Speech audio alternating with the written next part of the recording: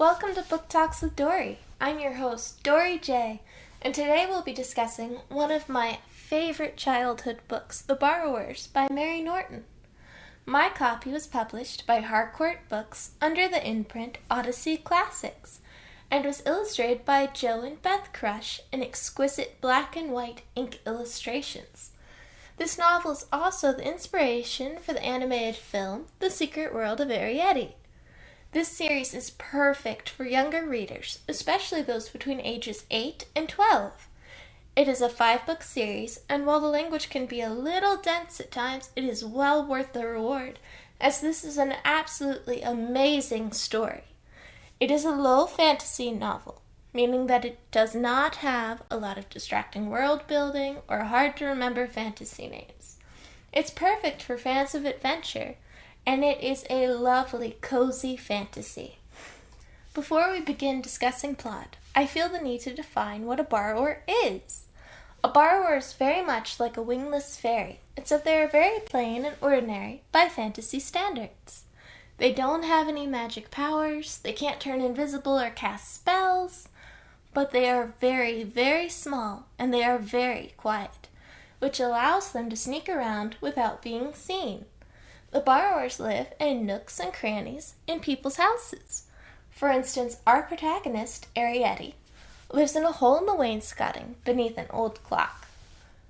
Borrowers are called borrowers because they engage in what they call borrowing, in which they sneak around and steal things that they think no one will miss.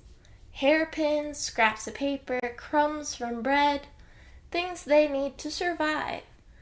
But they have one rule that's very important, and that is to never ever be seen by a human, because humans tend not to respond well to finding out that there are tiny people living under their floorboards and their cupboards. Can you imagine? I know it would freak me out. So in this book, we first meet Arrietty Clock and her parents, Pod and Homily. Pod is the adventurer of the family, because he's the only one that is able to successfully go borrowing. Homily prefers to stay at home because she's a bit of a worrywart and definitely a scaredy cat, which becomes very important later in the story, but I won't spoil it for you. Arrietty is a young girl, and she is very lonely, and she dreams of going out and borrowing like her father. She is very curious about the world upstairs, where they call them human beings, or just beans, because they must have misheard. Anyway, she wants desperately to see the world of humans, which in a way makes her very similar to Disney's Ariel. She's very lonely because there aren't any other borrowers around, so she spends most of her time journaling and reading.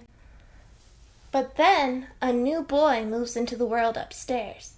A sickly human child sent away for fresh air, and Arrietty grows more and more curious about him, until they finally meet. This causes all sorts of trouble later, but Arrietty finally gets to go on several grand adventures. I can't tell you much more without spoiling it all, but it really is quite a wild ride. I would like to take a moment now to read you a small selection from the first book in the series, The Borrowers, and I am starting on page 62 if you want to follow along. She saw great chair legs rearing up into sunlight. She saw the shadowed undersides of their seats spread above her like canopies. She saw the nails and the strapping and odd tags of silk and string. She saw the terraced cliffs of the stairs mounting up into the distance, up and up.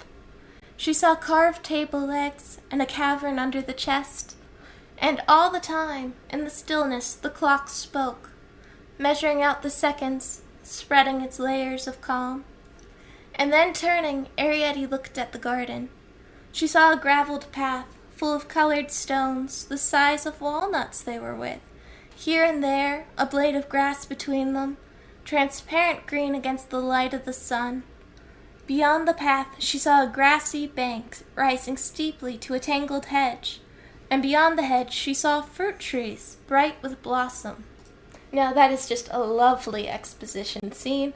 It's one of my favorite scenes in the book just because I love the way Norton weaves her prose there. It's one of the more dense sections, I think, of this particular book, because it is aimed at children, but the prose is just amazing. I'm in love.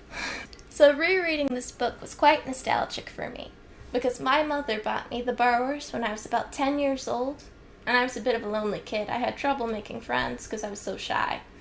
And I remember she gave it to me when I got home from school as a present. And she told me that she had loved it when she was a girl, and that she thought I would too. I absolutely devoured it.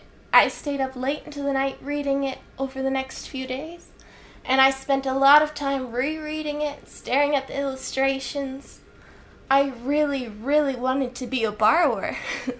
So much so that I used to pretend that my tiny doll bowls and plates were really my size, and that buttons were shields, and earrings and sewing needles were improvised swords. My mother would have killed me if she had known I was playing with sewing needles, but I was quite careful, and I put them back when I was done. I also spent time checking nooks and crannies in my house for evidence of the borrowers, and I left them little bowls of water and flowers and things I thought they could use. The borrowers had quite an effect on my imagination, and I think it might have something to do with why I love children's books so much today.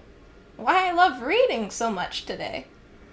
There's a certain level of creativity and joy that can only be found in children's books, I feel.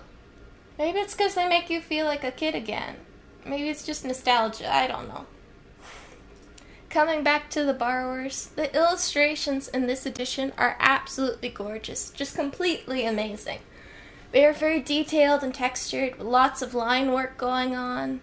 I find them to be particularly immersive, and they also give you little hints about where the story is going, or at least I think so. The illustrators Joe and Beth Crush did an absolutely amazing job, and I can't imagine anyone else having illustrated this.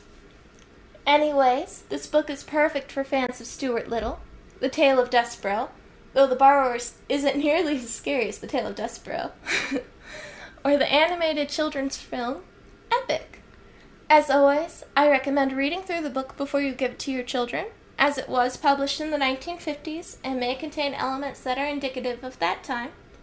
However, it is a truly amazing story, and I highly recommend it to anyone who loves books about adventure or friendship, or even just simple magic.